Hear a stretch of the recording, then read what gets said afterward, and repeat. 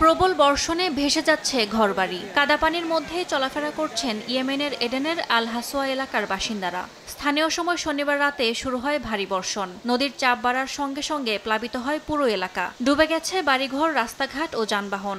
নিরাপদ স্থানে আশ্রয় নিয়েছেন স্থানীয়রা। বিপদসীমার উপরে প্রবাহিত হচ্ছে পাঞ্জাবের শতদ্র নদীর পানি।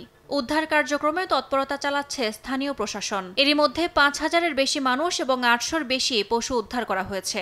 কিছু বাসিন্দা এখনও বাড়িতে রয়েছেন, তবে পানি বৃদ্ধি পেলে তাদেরও সরিয়ে নেওয়া হবে। পাকিস্তানের অন্যান্য অঞ্চলে ভয়াবহ বন্যায় এরই মধ্যে প্রাণ হারিয়েছে ৫ শতাধিকের বেশি মানুষ। পাশাপাশি ১০ সেপ্টেম্বরের মধ্যে আরও ২টি ভারী বর্ষণের সতর্কতা দিয়েছে আবহাওয়া দফতর।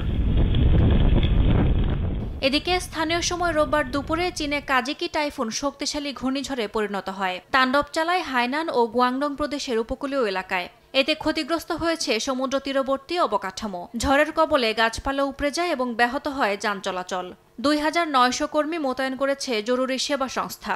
জনগণকে নিরাপদ স্থানে থাকার পরামর্শ দিয়েছেন সংশ্লিষ্ট কর্মকর্তারা। ইয়াসমিন অনন্যা, সময় সংবাদ।